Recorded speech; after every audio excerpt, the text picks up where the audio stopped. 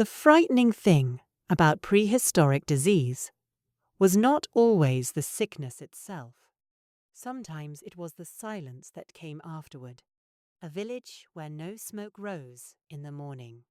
A shelter nobody entered anymore. A child whispering because adults had suddenly started speaking quietly at night.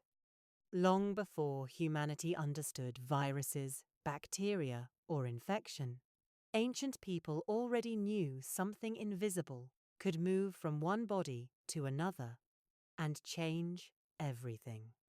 Tonight, we return to that world.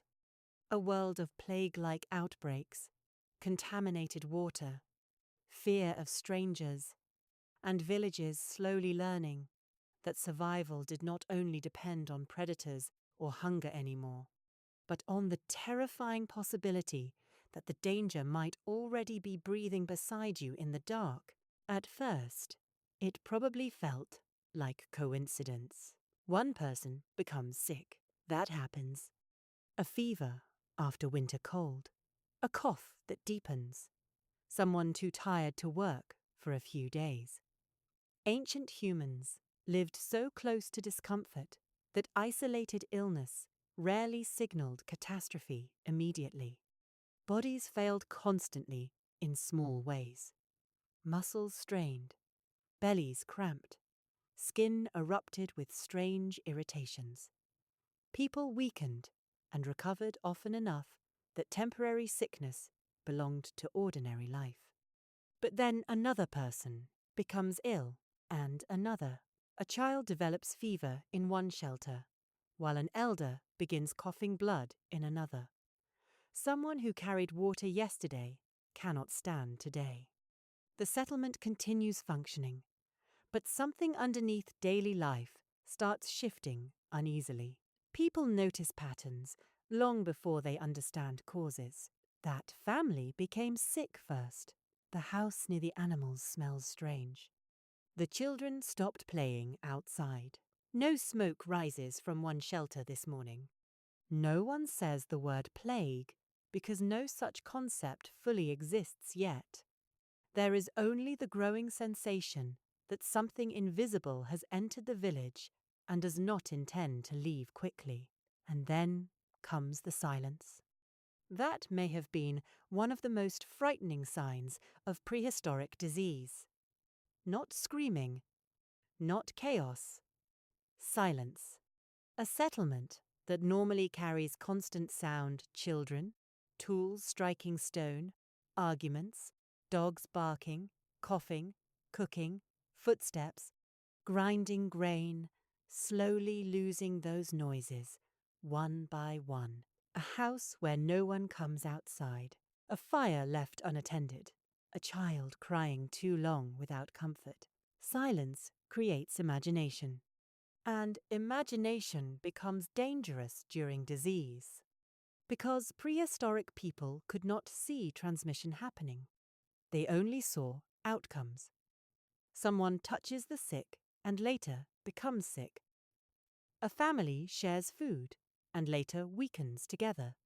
Visitors arrive from another settlement, and illness appears afterward. Correlation becomes explanation, because explanation is desperately needed. Human beings tolerate suffering slightly better than uncertainty.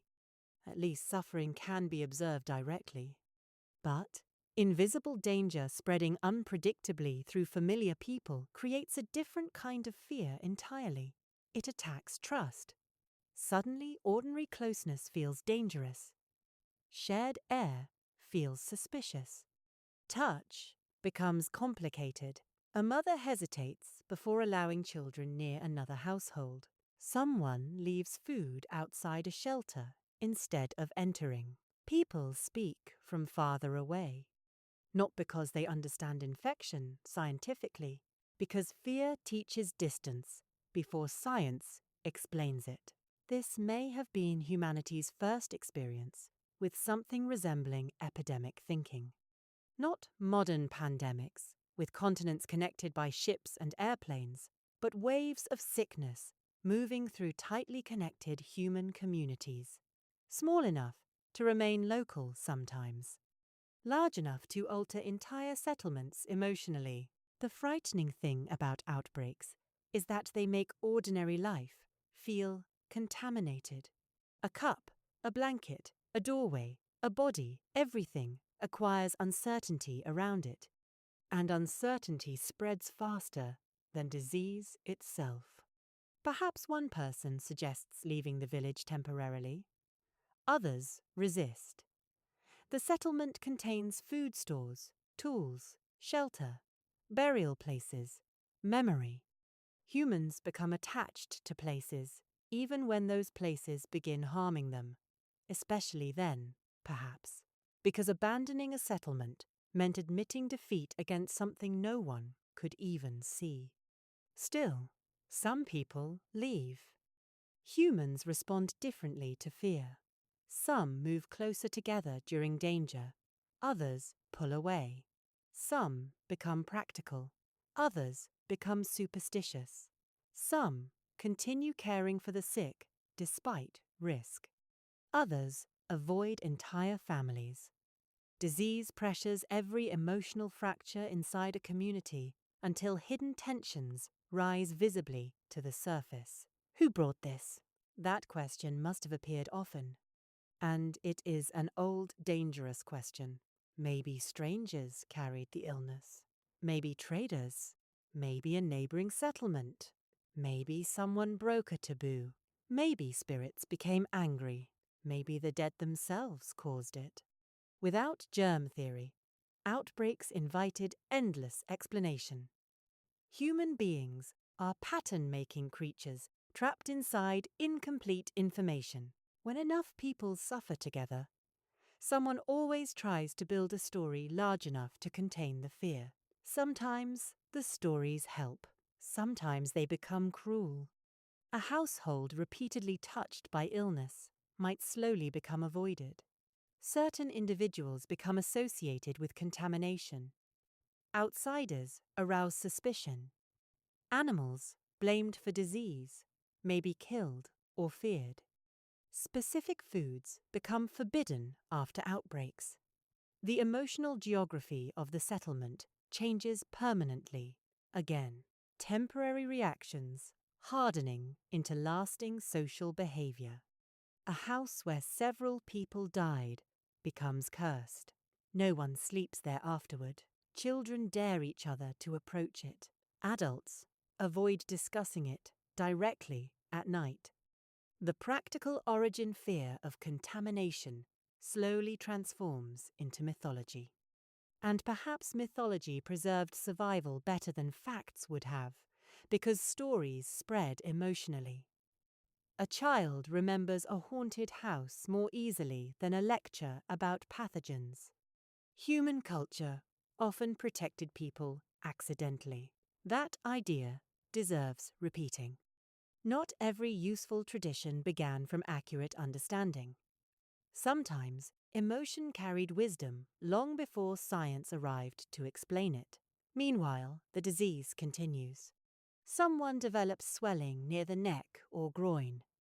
Someone else burns with fever so severe they speak nonsense through the night. A child weakens frighteningly fast. Another person seems almost recovered before collapsing suddenly. This unpredictability magnifies terror. If disease behaved consistently, humans could adapt emotionally more easily. But outbreaks rarely grant that mercy. One person survives while another dies from seemingly identical symptoms. One family loses everyone. Another remains untouched for reasons no one can understand. And because prehistoric settlements were small, each death mattered socially. Modern people experience death partly through numbers, statistics, population charts, news reports mentioning thousands. Ancient communities experience death relationally. Every dead person removed specific knowledge, labor, memory, personality, kinship, and emotional structure from the group. A dead hunter changes food gathering. A dead elder removes memory. A dead mother alters several lives simultaneously. A dead child reshapes a family permanently. Outbreaks, therefore, destabilized communities emotionally and practically at the same time, and burial became complicated. This is where prehistoric disease may have transformed human relationships with the dead most deeply. Humans love their dead. That seems ancient. Archaeological evidence suggests care around burial stretches back astonishingly far.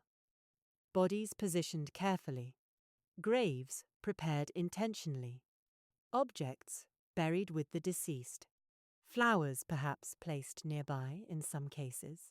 But disease introduces tension into grief. People want closeness to the dead. Fear demands distance. That contradiction still exists today. Though modern medicine softens it, prehistoric humans faced it directly. A dead body was emotionally important and physically unsettling simultaneously. The smell changed quickly. Fluids leaked. Insects gathered.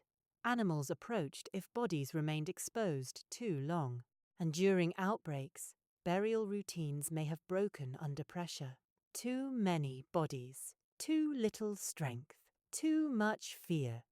Perhaps some dead were buried faster than custom preferred. Perhaps some graves became shallower. Perhaps certain rituals shortened.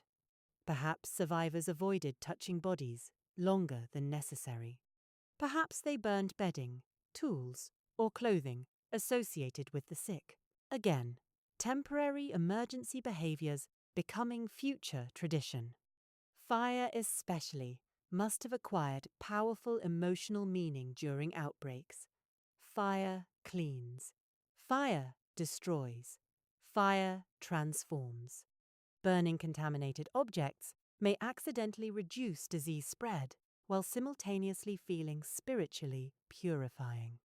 Smoke drifting upward from destroyed belongings could appear as protection, cleansing, farewell, and practical caution all at once. Human beings love solutions that feel symbolic and useful simultaneously. And outbreaks encouraged symbolic thinking everywhere, because invisible suffering creates spiritual imagination almost automatically. A settlement watches healthy people become weak within days. Fever appears without visible attack. Entire households fall silent. Children survive while stronger adults die unexpectedly. What explanation could possibly feel sufficient for that? Perhaps none, but humans try anyway. Some prehistoric communities may have interpreted outbreaks as angry landscapes, others as spiritual imbalance, others as punishment, contamination, broken rules, or dangerous outsiders. Different cultures would create different explanations, yet the emotional need remained the same. Suffering demands meaning. Even false meaning feels more survivable than randomness. Meanwhile, the biological reality underneath continues invisibly. Bacteria, viruses, parasites, contaminated water, insects, rodents, all interacting through ecological systems far older than humanity itself. Ancient plague organisms may already have existed in some prehistoric populations long before recorded pandemics. Early forms of disease moved through migration routes, settlements, and animal reservoirs, while humans struggled to interpret symptoms without understanding transmission. The people inside those outbreaks did not know they were participating in microbial history. They only knew the village felt wrong. The smell changes during widespread illness too. That detail matters. Smoke mixed with sweat, unwashed bodies, vomit, blood, waste, decay, damp bedding. Fear itself almost seems to alter the atmosphere of a settlement. People sleep poorly, Appetite weakens. Even healthy individuals become exhausted from stress and caregiving. Disease spreads beyond biology into psychology. A community expecting death behaves differently from one expecting recovery, and children absorb all of it. Again, children listening at night while adults whisper, watching fires burn later than usual, seeing people carry bodies away before sunrise, hearing familiar voices disappear from daily life, observing adults suddenly cautious about touch, food, water, visitors. Disease becomes part of emotional education. Perhaps this is also when human beings began understanding themselves as vulnerable communities rather than merely individuals. One sick person affects everyone. One contaminated water source reshapes the entire settlement. One outbreak exposes how dependent humans truly are on one another. Interdependence becomes visible during catastrophe. The illusion of individual survival weakens quickly. A healthy person still requires healthy water, functioning caregivers, food preparation, social cooperation, and enough surviving community members to maintain ordinary life. Disease reveals networks. And prehistoric humans lived inside networks small enough to feel every tear immediately. Someone must still gather water while others are sick. Someone must still bury the dead. Someone must still comfort children. Someone must still sit beside feverish bodies through the night. That last image returns again and again throughout human history.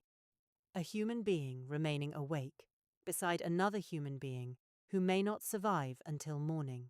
Perhaps that is one of the oldest forms of love. Not dramatic speeches, not heroic declarations, just staying, even while afraid. And fear during outbreaks must have been enormous because people lacked the comforting illusion of control modern medicine sometimes provides. There were no precise explanations, no guarantees, no charts showing probabilities, no specialists speaking calmly about treatment plans, only observation, only memory, only patterns imperfectly understood. And yet prehistoric communities survived enough outbreaks to continue existing. That means adaptation occurred constantly. Emotional adaptation, behavioral adaptation, biological adaptation. Communities learned caution around contamination, even without understanding microbes. Bodies evolved immune responses, shaped by repeated exposure. Traditions preserved accidental protections.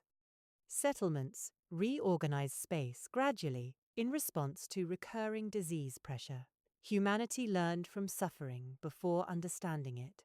Perhaps that is one of the deepest themes running through all of prehistory. The village becomes quiet. Smoke rises less often. People move carefully around one another. A mother touches a child's forehead repeatedly through the night. Someone leaves food outside a shelter instead of entering. Someone burns bedding before dawn. Someone avoids drinking from a certain well ever again. Someone begins telling children never to go near one abandoned house at the edge of the settlement. And without realizing it, humanity slowly builds the emotional foundations of quarantine, taboo, sanitation, contamination, and fear. All because one village went quiet. Some prehistoric diseases arrived like storms, fast, violent, impossible to ignore.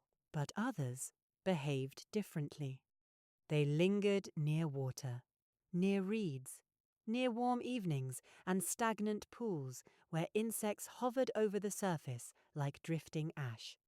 They entered the body quietly, disappeared for a while, then returned with renewed cruelty just as the person began believing they had survived. and few illnesses must have felt more psychologically exhausting than recurring fever, especially malaria, or at least diseases ancient humans experienced in forms closely tied to mosquito-borne infection and cyclical fever, long before anyone understood parasites moving invisibly through blood. Imagine a prehistoric settlement near wetlands during warm season. The air feels heavier there. Even before disease arrives, the environment itself creates discomfort. Moisture clings to skin. Insects gather at dusk in dense clouds around exposed flesh. Water stands still too long in shallow places. Frogs call endlessly through the night. Reeds shift in darkness even when wind seems absent. And always the mosquitoes, tiny, fragile, almost laughably insignificant individually, which perhaps explains why humans underestimated them for so long. Human beings tend to fear large, visible things: teeth, claws, height, fire.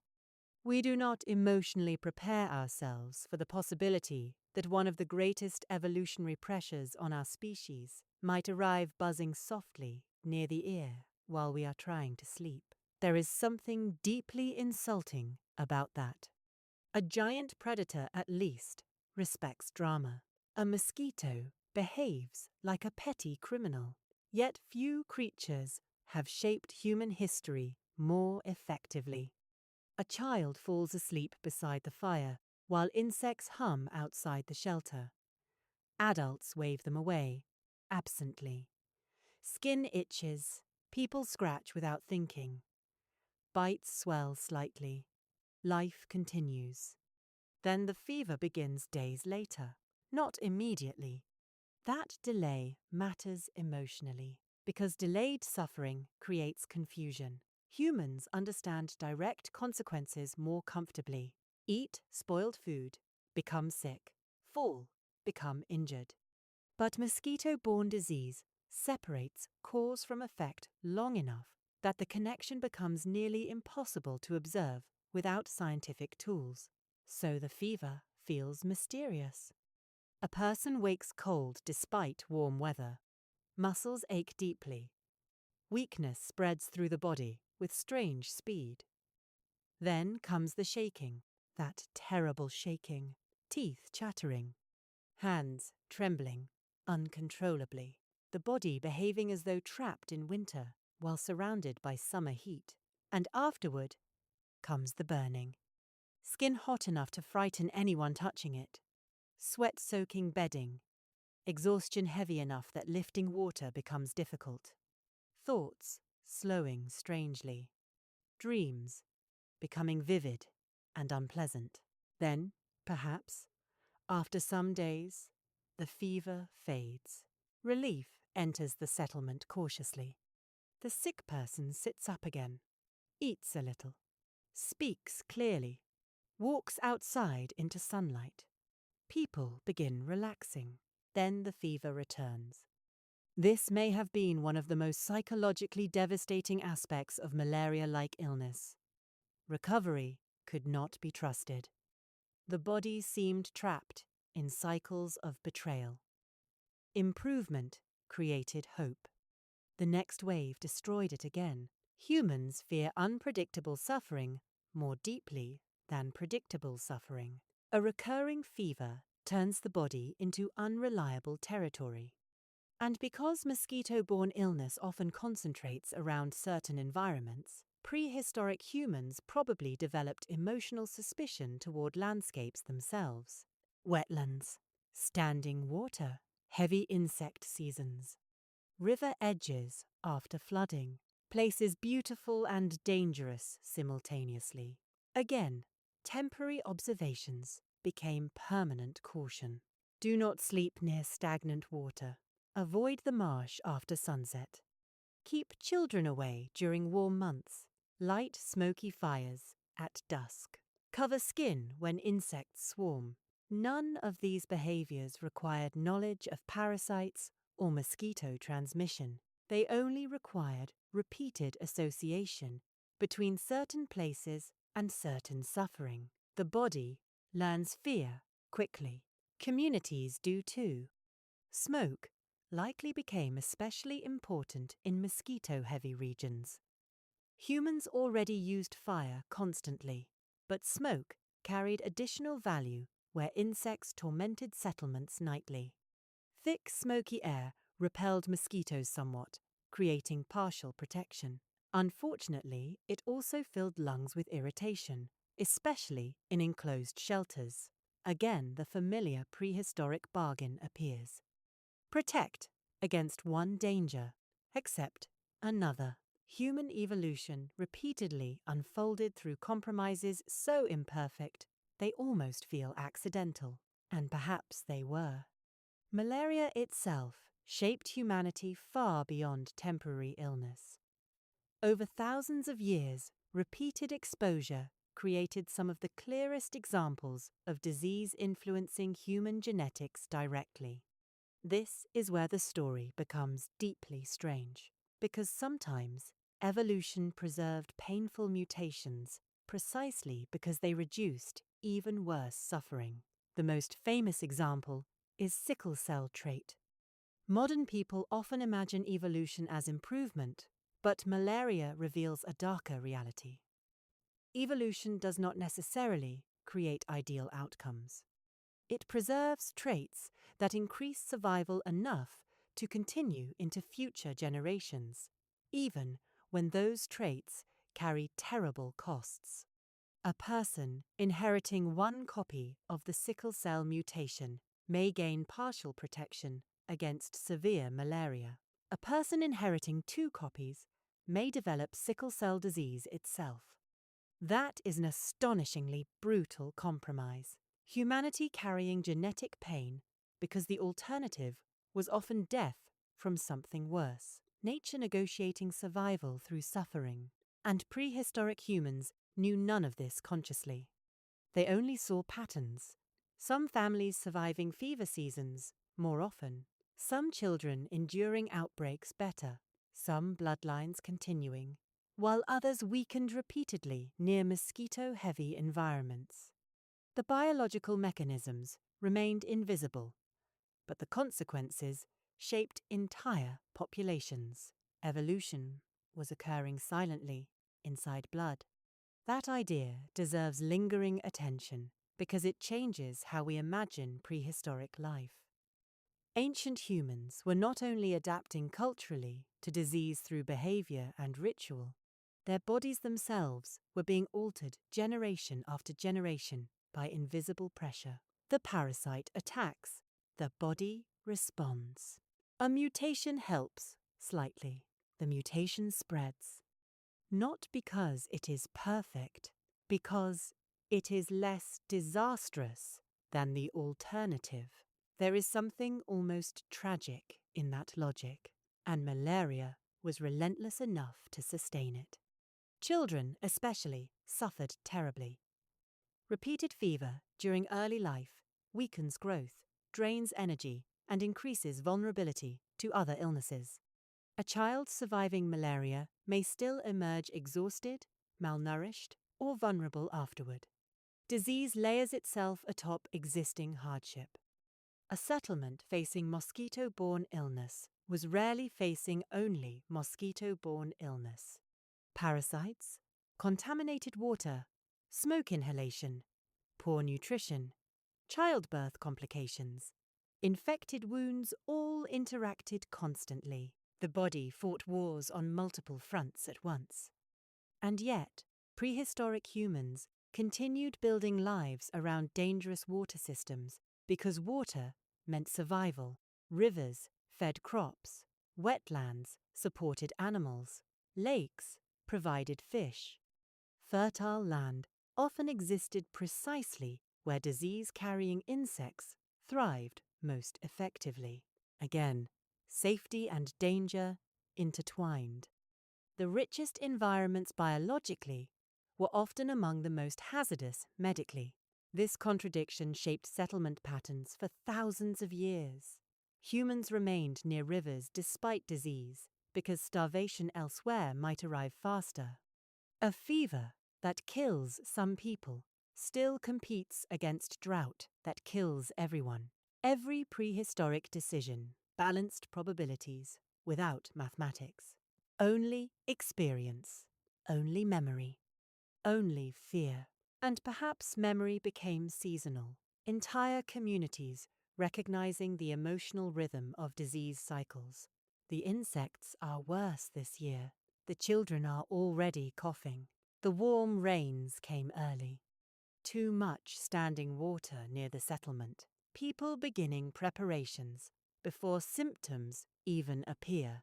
That anticipatory anxiety may have been one of humanity's oldest relationships with disease. Fear arriving before illness itself. A community already tense because environmental conditions resemble previous outbreaks. Modern humans still behave this way during flu season, though with considerably more internet arguments involved. Some instincts remain ancient, and prehistoric people likely noticed another unsettling pattern.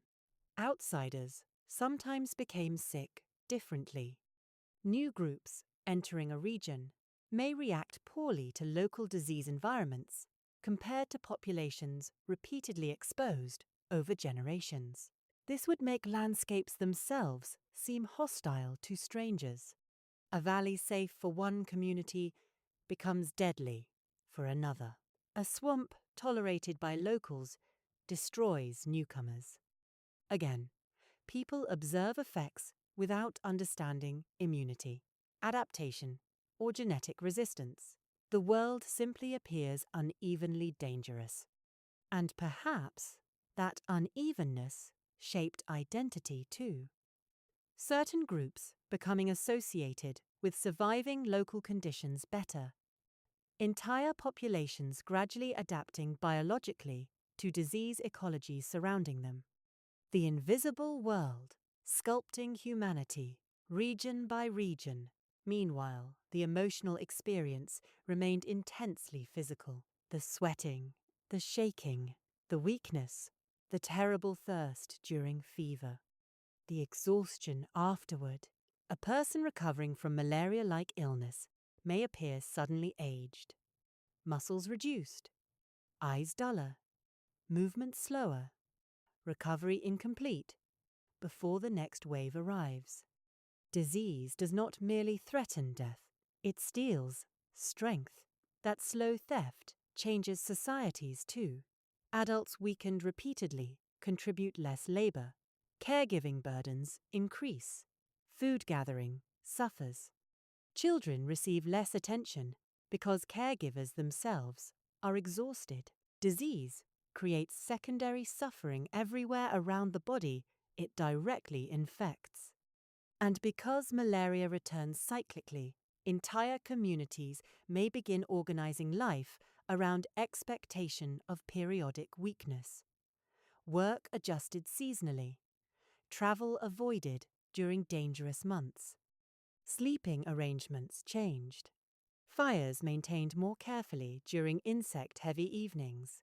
Temporary survival behaviors becoming permanent cultural rhythm, again and again. That rhythm defines so much of human history. People adapt to recurring discomfort until the adaptation itself becomes identity. Perhaps somewhere beside a prehistoric marsh, a child watched adults preparing smoky fires before dusk and never questioned why. The behavior simply belonged to life, the same way breathing belonged to life. Generations later, the original practical reason might partially fade, while the ritual remained emotionally important. Humans preserve useful fear remarkably well.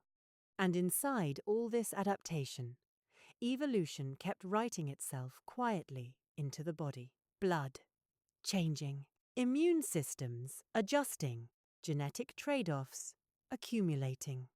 Not creating perfect humans, creating survivors.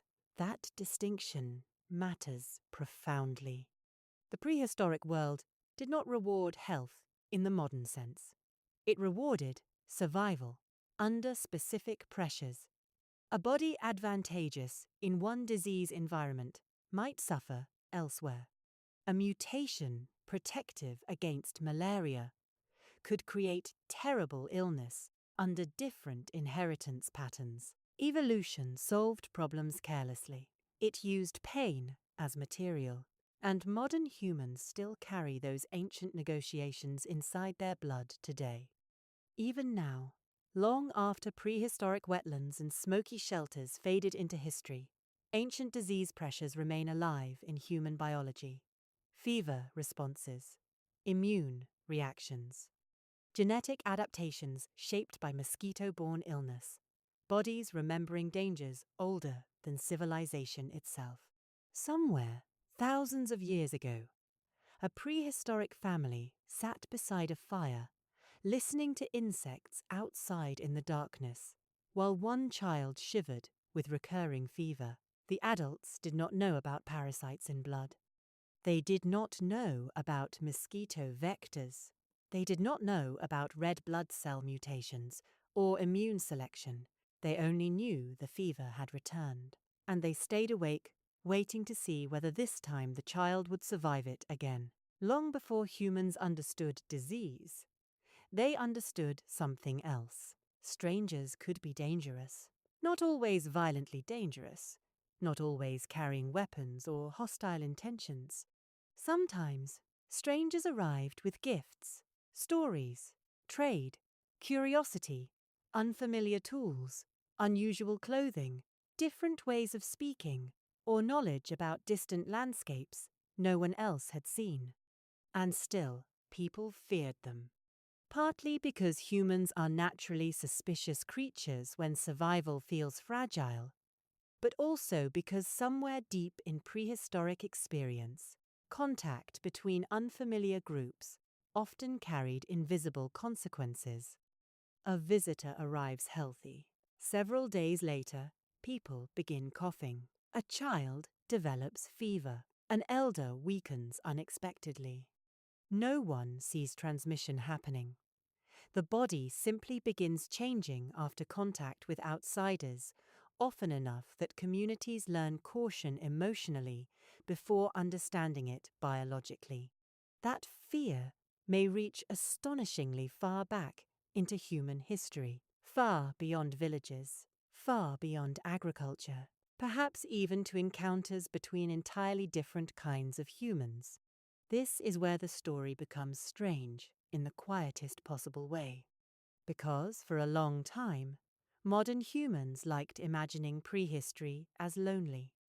One species alone against nature.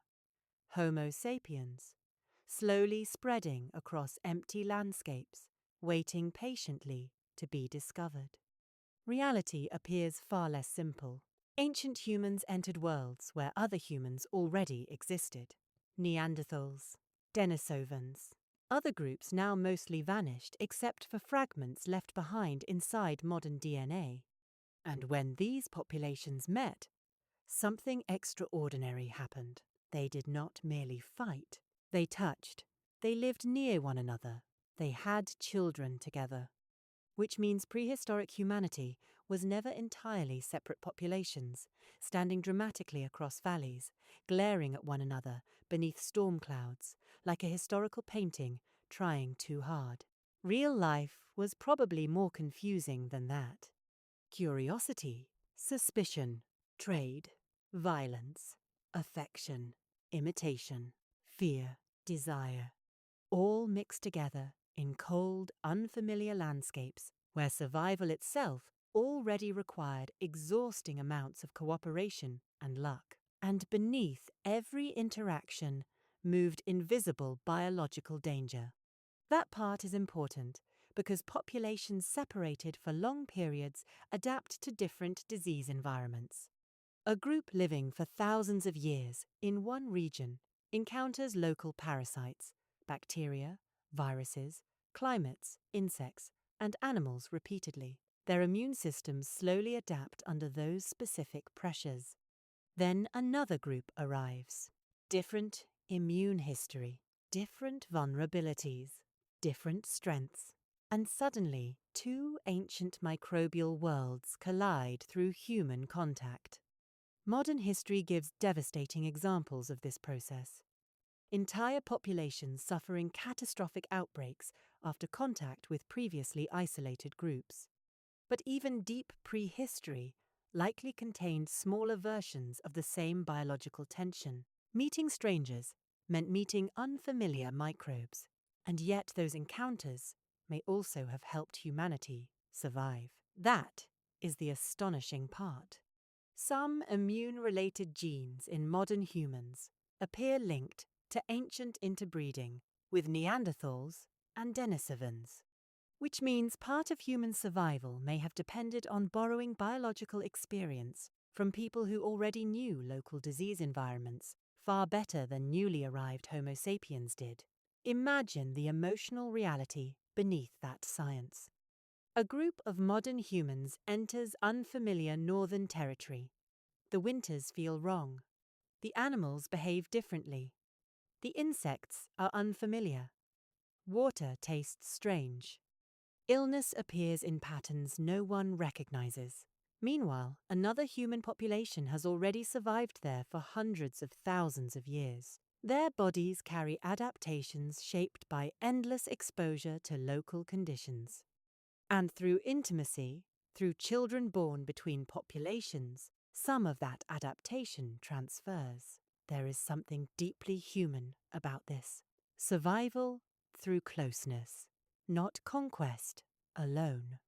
Not superiority, exchange. The body itself becoming a meeting place between different human histories. Though naturally, prehistoric reality was unlikely to become sentimental about this process. Contact between groups probably spread disease too. Some encounters may have destroyed communities biologically before weapons ever became necessary. Humans often imagine ancient meetings dramatically hunting, fighting, negotiation, while forgetting the possibility that one of the deadliest things exchanged during contact may have been breath, or touch, or shared food, or proximity beside a fire during winter. Disease travels easily through ordinary human tenderness. That uncomfortable truth stretches across all eras of history. And perhaps prehistoric people noticed patterns, even if they misunderstood causes. Outsiders become associated with sickness. Certain groups appear unusually resistant to local illness. Some strangers survive conditions that weaken others immediately. The body itself becomes mysterious evidence. Why does one person survive the winter fever while another collapses? Why do some newcomers weaken near certain rivers while locals remain mostly unaffected? Why does one family seem strangely resistant during outbreaks? Without genetics or immunology, these differences must have appeared almost supernatural. But underneath, evolution kept working patiently. The immune system is shaped by memory, not conscious memory. Biological memory, ancient battles stored chemically inside the body, and prehistoric humans inherited those battles from countless ancestors who survived particular diseases long enough to reproduce. Some of those ancestors were not even Homo sapiens. That realization changes the emotional texture of humanity slightly. Modern people often imagine themselves as singular, separate, uniquely complete. But human biology contains fragments from vanished populations who contributed survival advantages before disappearing into history as distinct groups. Ghosts inside the immune system. Though perhaps ghosts sounds too dramatic. Ancient relatives may be more accurate. Ancient relatives whose blood still echoes faintly inside modern bodies whenever the immune system responds to infection. And all of this happened without anyone understanding what blood truly carried. Blood itself must have seemed deeply mysterious in prehistory. It leaves the body during injury, It nourishes infants indirectly through motherhood. It changes during illness. It spreads family resemblance. It carries weakness and strength invisibly across generations. People understood inheritance emotionally, long before scientifically. A child resembles a parent. Certain families survive particular hardships better. Certain weaknesses repeat. Certain strengths endure. But the mechanisms remained hidden. So prehistoric humans lived surrounded by invisible inheritance they could observe only through outcomes. One family enduring fever seasons, another repeatedly devastated. One person recovering quickly from infection, another never fully regaining strength. And because disease pressure varied across landscapes, migration itself became biologically dangerous in strange ways. Entering a new environment meant entering new microbial relationships. Water, insects, animals, climate, all carrying unfamiliar disease ecologies. A valley could welcome one population and punish another. A forest, harmless to locals, might overwhelm newcomers. Humans likely interpreted this spiritually or culturally because environmental sickness feels haunting without scientific explanation. Certain places seem cursed to outsiders, while natives survive comfortably. The land itself appears selective. In some ways it was, just not intentionally. Mosquitoes, parasites, bacteria, and local pathogens shaped who adapted successfully over generations. And adaptation often required time, measured not in years, but bloodlines. That is difficult for modern minds to feel properly. Human evolution moved slowly enough that no individual could perceive it directly. A prehistoric person never woke up thinking, "Ah, yes, my immune genes appear marginally improved compared to previous generations." Evolution hides inside repetition. Inside children surviving slightly more often. Inside inherited resistance spreading quietly. Inside populations adjusting gradually to local disease burdens. And all the while people simply lived ordinary lives. Gathering food, making tools, falling in love, arguing, raising children, coughing beside fires, treating wounds, avoiding suspicious water, watching strangers carefully. The immense biological transformation underneath daily life remained invisible. Perhaps that invisibility shaped ancient spirituality too. Humans sensed unseen forces constantly affecting survival without understanding mechanisms. Illness appears without visible attack. Some places feel dangerous. Some bloodlines stronger. Some people survive impossible fevers. Others die from small wounds. The world feels inhabited by hidden powers. And in a sense, it was just microbial rather than mystical. Though emotionally, the difference may not matter as much as modern people prefer believing, because ancient humans experienced disease through feeling first, explanation second. Fear, disgust, caution, grief, uncertainty, relief. These emotions guided survival long before science existed. Even interbreeding itself may have carried complicated emotional weight. Humans meeting physically different populations would likely experience fascination mixed with anxiety. Different faces, different voices, different tools, different habits around food, shelter, fire, burial, and perhaps different relationships with disease. One group avoids certain water sources instinctively. Another uses smoke differently. Another fears particular animals. Cultural practices may preserve biological lessons accumulated over enormous spans of time. Again, temporary survival behaviors, hardening into identity. This happens constantly throughout human history. A practice begins practically, then becomes cultural, then sacred, then emotionally inseparable from the people themselves. And perhaps some of those ancient practices carried fragments of epidemiological wisdom no one consciously recognized. Do not sleep there. Do not eat that animal during warm season. Do not touch the dead too long. Do not enter that cave. Do not drink from that water after rain. The rule survives. The reason changes. Humanity moves forward, carrying inherited caution from forgotten catastrophes. Even now, modern people still behave this way emotionally. Entire families preserve strange habits without remembering origins. Food prepared a certain way. Illness treated through rituals inherited from grandparents. Suspicion toward particular environments. Emotional reactions to smells or contamination.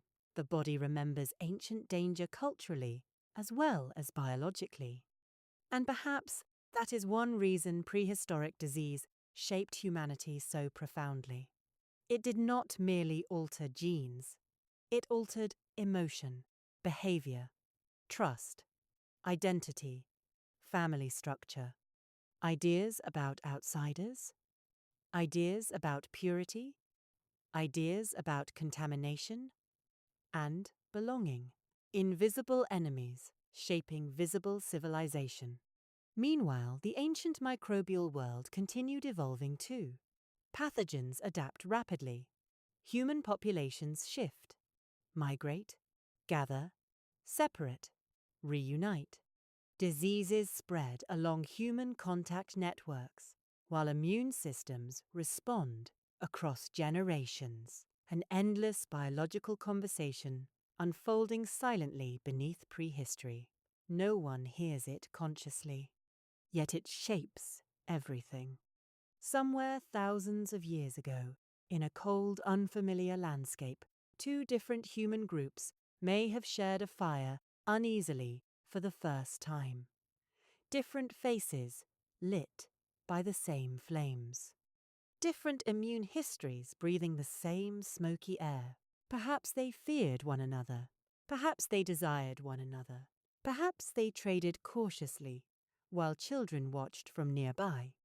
And perhaps, without understanding it at all, humanity's future survival was already passing quietly between them through blood, touch, and inheritance.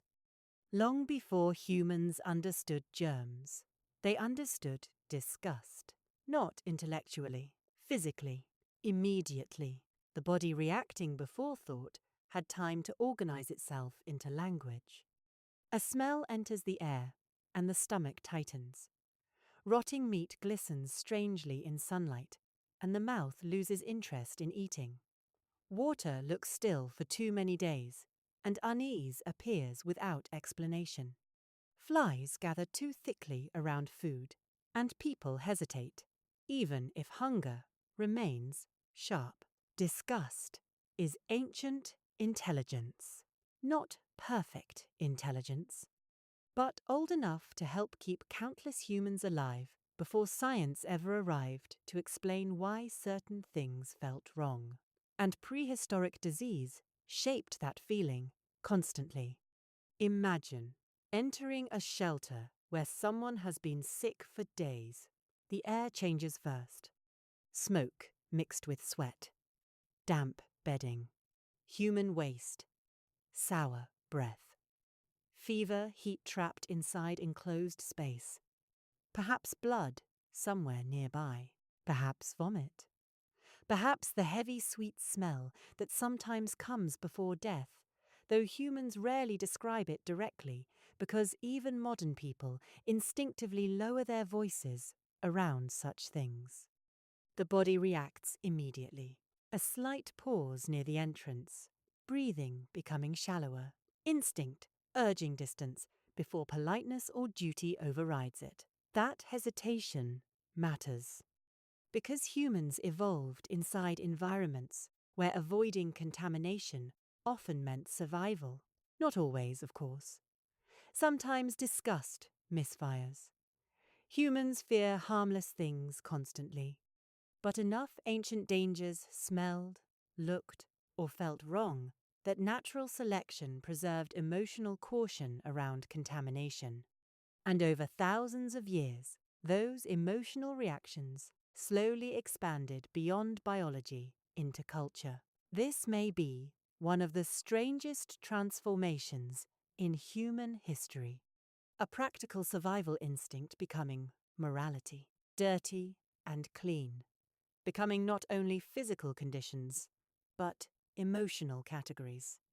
A prehistoric child learns quickly that certain smells provoke adult reactions. Waste stays away from food. Rotting flesh creates tension. Water near dead animals becomes avoided. Certain places after sickness feel unpleasant to enter. No one explains microbes. No one needs to. Emotion teaches faster, and emotional lessons survive generations surprisingly well, especially when attached to fear. Perhaps a settlement notices fewer illnesses when waste is kept farther from sleeping areas. At first, this is practical. The smell becomes unbearable otherwise. Flies gather too heavily. Children become sick more often, so waste moves outward. Then, over generations, the behavior deepens emotionally. The edge of settlement where waste accumulates becomes associated with impurity. Certain people handling dead animals or bodily waste may occupy uncomfortable social positions. Washing after contact with blood or corpses becomes expected. Fire and smoke become emotionally linked to cleansing. The practical beginning slowly disappears beneath symbolic meaning, and eventually people obey rules without remembering the original survival logic underneath. That pattern appears again and again throughout human history. A temporary solution, surviving long enough to become sacred. Humans are remarkably good at preserving useful behaviors while forgetting why they started. Sometimes this works beautifully. Sometimes it becomes very inconvenient. But prehistoric disease pressures almost certainly helped create many emotional foundations surrounding contamination, purity, taboo, and bodily boundaries. Because the body itself constantly leaked danger. Blood, vomit, diarrhea, pus, rot, parasites. All deeply physical reminders that humans are porous creatures, fragile containers moving through environments filled with things eager to enter them. Perhaps that realization shaped human psychology more profoundly than modern people appreciate. Ancient humans could not separate themselves neatly from nature. They slept beside insects. Animals wandered through settlements. Water carried illness unpredictably. Bodies decomposed visibly. Parasites emerged from waste. Infection entered through cuts so small they barely seemed worth noticing at first. The world felt biologically alive everywhere, and often unpleasantly alive. Even smell itself became a form of environmental memory. Certain odors likely triggered emotional caution because those smells repeatedly accompanied sickness. Stagnant water, rotting food, infected wounds, crowded shelters without ventilation, human waste too close to living spaces. A bad smell became more than unpleasant. It became suspicious. Modern humans still carry these reactions automatically. People wrinkle their nose before reasoning consciously. A refrigerator smelling slightly wrong creates anxiety immediately. Food can appear visually acceptable, while the smell alone destroys appetite. The body decides first.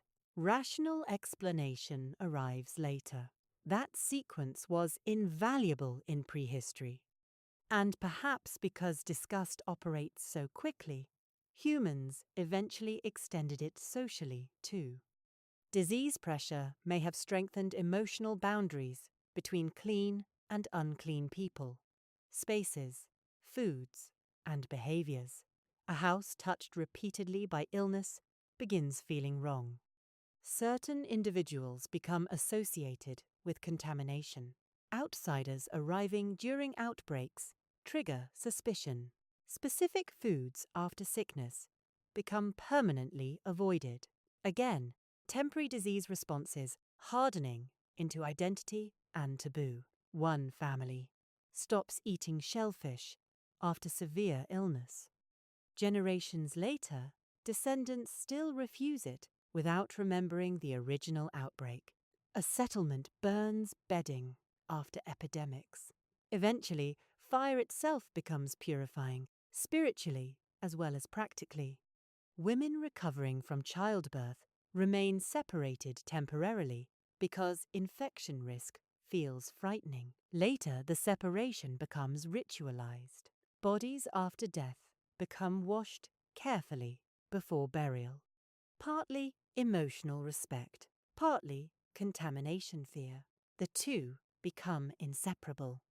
This blending of survival and symbolism shaped human culture deeply. Modern people often try dividing ancient customs into rational or irrational categories, but prehistoric reality rarely separated them cleanly. A behavior could reduce disease spread accidentally, while also carrying enormous spiritual meaning.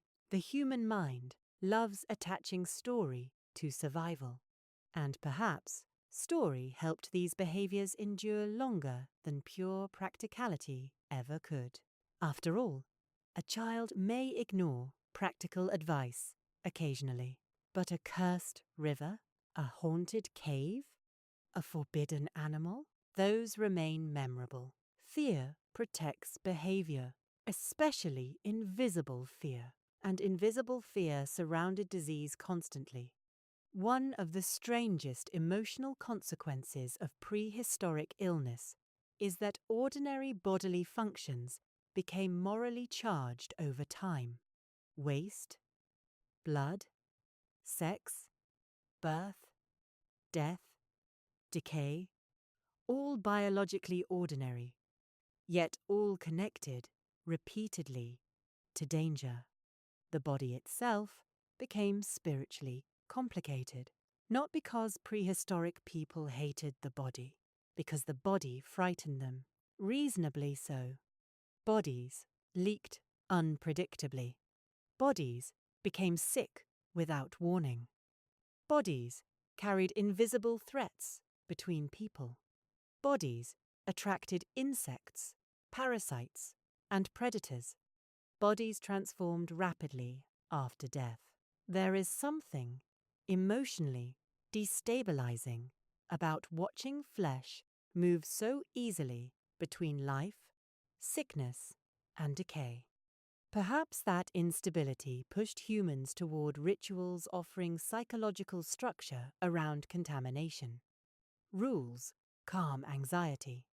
Predictable cleansing creates emotional relief. Repetition feels protective. Even if people misunderstand mechanisms completely, ritual still reduces helplessness, and helplessness may be one of the deepest emotional wounds disease creates. A wound from a spear at least offers visible action, but infection, plague, parasites, contaminated water, these create threats, difficult to fight directly. Humans trapped in uncertainty often develop ritual behavior because ritual restores a sense of participation. Wash this way, burn this, avoid that place, sleep separately. Do not touch the dead until smoke passes. Do not enter after childbirth. Do not eat during fever. Do not share water after illness. Some practices likely helped, some harmed, all carried emotional weight. And over generations, emotional weight becomes culture. This process probably intensified once settlements grew larger and disease pressure increased. Crowded villages forced humans into closer biological contact than many bodies were evolutionarily prepared for. Shared air, shared waste, shared animals, shared water, all creating invisible connections between people. The emotional need to define clean versus dangerous likely became stronger under those conditions. And smell remained central. It is difficult for modern people to fully appreciate how powerful smell once was in daily survival. Contemporary life suppresses odor constantly. Soap, plumbing, ventilation, refrigeration, waste systems, modern environments remove enormous amounts of sensory information. Prehistoric humans lived inside continuously. Ancient settlements smelled alive. Animals, smoke, sweat, blood, wet earth, dung, rotting scraps, illness. And within that sensory world, people learned to interpret danger emotionally. The smell before fever, the smell of infected wounds, the smell of contaminated water after flooding, the smell inside shelters where too many people had coughed through winter. Even emotional memory likely attached itself strongly to scent. A survivor of severe illness might forever distrust a certain smell afterward. Entire communities may associate particular odors with death seasons or outbreaks. The nervous system remembers suffering efficiently when smell is involved. It still does. Perhaps this is why humans continue reacting so strongly to bodily contamination emotionally, even in technologically advanced societies. Ancient disease pressure shaped instincts deeper than conscious reasoning. Modern people know intellectually that dirt is not always dangerous, yet disgust still appears instantly under specific conditions. A rotten smell still triggers alarm. Blood still changes atmosphere inside rooms. Vomiting still creates immediate emotional recoil, even among trained adults. The body carries prehistoric caution forward automatically. And disease shaped not only caution, but social identity too. Who prepares food? Who handles corpses? Who cleans waste? Who touches blood? Who enters spaces after sickness? Communities likely assigned emotional meaning to these tasks. Certain roles become respected, feared, avoided, or spiritually important, partly because they stand close to contamination. Again, practical survival slowly transforming into social structure. And perhaps disease also intensified ideas about insiders and outsiders. Familiar people feel safer because their illnesses are known. Outsiders carry uncertainty. Unknown microbes without anyone understanding microbes consciously. The emotional logic still operates today. During outbreaks, modern humans instinctively become suspicious of unfamiliar bodies and unfamiliar movement. Ancient instincts awaken quickly under disease pressure. Humans become tribal faster when afraid of contamination. Not noble, but old, very old. And all the while, the invisible world continued moving between bodies regardless of ritual, morality, or fear. Parasites ignored social status. Bacteria ignored spiritual explanations. Viruses crossed emotional boundaries effortlessly. Disease did not care what humans believed, yet belief still mattered, because belief shaped behavior, and behavior shaped survival. Perhaps somewhere in a prehistoric village, after a deadly season of illness, adults taught children never to approach a certain abandoned shelter near the edge of settlement. Maybe they called it cursed, maybe haunted, maybe impure. The children obeyed because fear feels real, and perhaps without understanding why. That fear protected them from contaminated space long after the original outbreak ended. Humanity learned to survive invisible enemies emotionally before learning to survive them scientifically. And from that long, uneasy relationship came some of the deepest instincts humans still carry today: the fear of bad smells, the comfort of cleansing, the suspicion that something unseen might already be inside the body, and the quiet, unsettling feeling that sometimes a place can simply feel wrong before anyone knows exactly why. One of the strangest things humans ever did was refuse to abandon each other. From a purely cold survival perspective, it often made little sense. A sick person consumes food. A wounded person slows movement. A feverish body requires care, water, warmth, protection, and attention during a time when every calorie already matters. In harsh prehistoric environments, helping the weak could place entire groups under additional pressure. And yet humans kept doing it, again and again. Not perfectly, not universally. Prehistory was not a gentle paradise, full of endlessly patient, enlightened ancestors, smiling peacefully beside waterfalls. Human beings could be cruel, frightened, impatient, exhausted, selfish, and pragmatic when survival became desperate enough. But archaeology and human behavior both suggest something deeply important. Ancient humans often cared for vulnerable individuals longer than pure efficiency would predict. That matters enormously, because disease may have helped shape human compassion not as abstract morality, but as practical survival intertwined with emotional attachment. Imagine an elder whose legs no longer work properly after years of illness and injury. Walking hurts.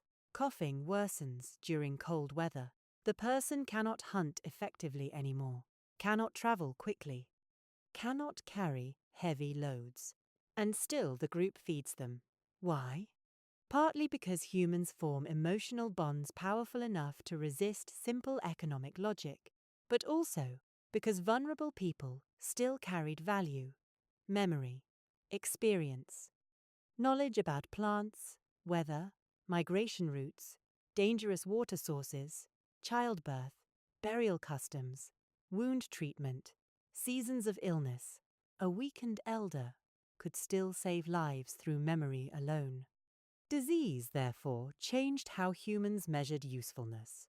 A healthy body mattered, yes, but so did knowledge, so did care, so did connection. And perhaps repeated experiences with sickness slowly pushed humans toward deeper cooperation because survival became impossible otherwise. A feverish child cannot survive alone. A woman recovering from childbirth cannot gather everything she needs immediately afterward. A hunter delirious from infection cannot defend himself properly at night. Disease exposed how dependent humans truly were on one another. Again and again. Perhaps that is why caregiving appears so ancient emotionally. Humans evolved in environments where bodies failed regularly. Injury, parasites, infection, childbirth, complications, recurring fever, all made temporary weakness normal rather than exceptional. And when weakness becomes normal, societies either develop systems of support or collapse repeatedly under the weight of constant loss. Humans, imperfectly but persistently, chose support. That support was exhausting. A sick person creates work everywhere around them. Someone gathers extra water. Someone remains awake through the night. Someone prepares softer food. Someone cleans waste or vomit. Someone checks breathing repeatedly in darkness. Someone reassures frightened children. Someone touches a forehead every few hours, hoping fever has lowered. Caregiving is intimate labor, and prehistoric caregiving was physically intimate in ways modern life often avoids. There were no disposable gloves, no disinfected rooms, no carefully separated hospital environments. Bodies remained close to other bodies constantly. People smelled sickness directly, heard difficult breathing while trying to sleep, felt fever heat through shared bedding, touched infected skin, cleaned wounds manually, carried weakened relatives physically. The emotional experience of disease therefore became inseparable from touch. That is important because touch itself became dangerous during outbreaks. A painful contradiction emerged. The people most in need of care could also become sources of fear. Humans had to balance compassion against contamination long before understanding contamination scientifically. And perhaps this tension shaped human emotion profoundly.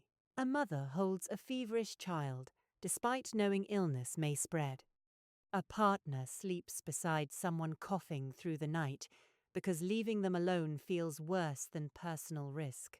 An elder remains awake tending infected wounds despite the smell, despite exhaustion, despite fear. Humans repeatedly chose closeness, even when closeness hurt. That may be one of the foundations of civilization itself. Not intelligence alone, not tools alone. Care, messy care, risky care. Care performed by frightened, exhausted people who often had no idea whether their efforts would succeed. Modern life sometimes romanticizes caregiving too cleanly. Real caregiving is repetitive, dirty, emotionally draining, full of uncertainty. Prehistoric caregiving must have been even harder because so little control existed over outcomes. A person could receive days of devoted attention and still die suddenly. Another might survive unexpectedly after seeming near death. This unpredictability created emotional strain everywhere. Hope became dangerous. People learned caution around optimism because disease punished certainty repeatedly, and yet they continued trying.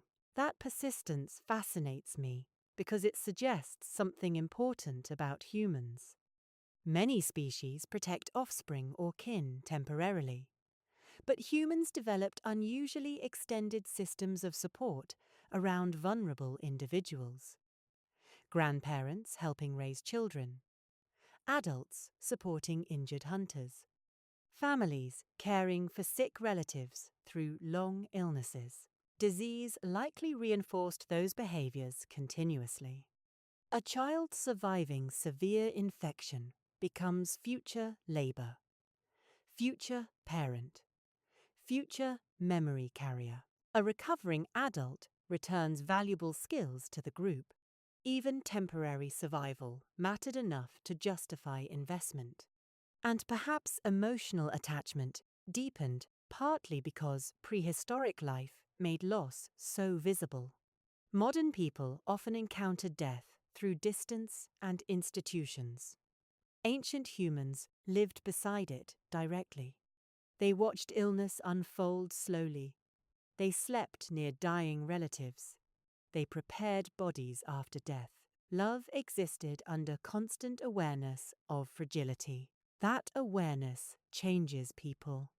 A community repeatedly exposed to sickness may become emotionally tougher in some ways, but also more dependent on one another. Humans survive psychological stress better socially than alone. Shared grief distributes emotional weight across groups. Shared caregiving distributes physical burden too. Disease, therefore, strengthened networks, not intentionally, through necessity. One person cannot maintain a settlement while simultaneously nursing multiple sick relatives. Cooperation becomes mandatory, and over generations, mandatory cooperation becomes culture. Perhaps this is why many human moral instincts feels strangely emotional rather than rational. Helping the weak often produces no immediate, measurable advantage individually, yet societies preserving caregiving networks may survive crises more effectively overall. Compassion can become evolutionary infrastructure. Though prehistoric humans probably did not experience it as philosophy, they experienced it as ordinary obligation. Someone is sick. Someone must stay with them. Simple, terrifying, necessary. And staying beside the sick carried emotional consequences too. Humans observing suffering repeatedly develop deeper sensitivity to distress signals. Tone of voice, breathing, changes, weakness in movement, altered facial expression, tiny behavioral shifts indicating pain or exhaustion, perhaps disease, helped sharpen human empathy itself. Not magically, practically. Groups better at recognizing illness early could respond earlier. Caregivers, sensitive to distress, improved survival chances for children and relatives. Emotional attunement became useful. Even now, humans detect sickness subconsciously sometimes. Slight facial changes during illness alter social reactions. Voices change, movement slows. The body broadcasts vulnerability automatically. Ancient humans lived immersed inside those signals constantly. And because prehistoric disease often lasted days or weeks rather than minutes, caregiving involved prolonged emotional exposure to suffering. A person with recurring fever, tuberculosis-like illness, infected wounds, or parasites might weaken gradually over long periods. The group adapts around the illness.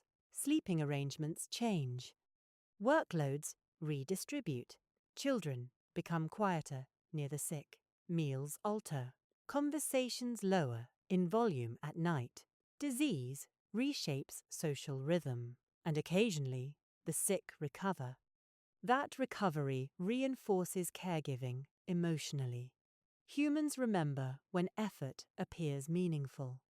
A child surviving because adults remained awake through dangerous nights strengthens belief in caregiving behavior itself. Hope becomes culturally preserved, but caregiving also exposed humans to grief repeatedly. Perhaps this is another reason rituals surrounding illness and death became so important. Humans needed structure around emotional pain occurring too frequently to ignore. Songs, burial customs, mourning behaviors, cleansing rituals after death, shared meals after loss. These behaviors do more than symbolize feeling. They organize survival psychologically, because unchecked grief can damage communities too. And prehistoric communities could not afford emotional collapse easily. People still needed to gather food after funerals, still needed to carry water after losing family members, still needed to protect children while mourning. Disease forced humans to continue living beside sorrow rather than pausing life entirely for it. That may explain the strange mixture of tenderness and practicality visible throughout human history.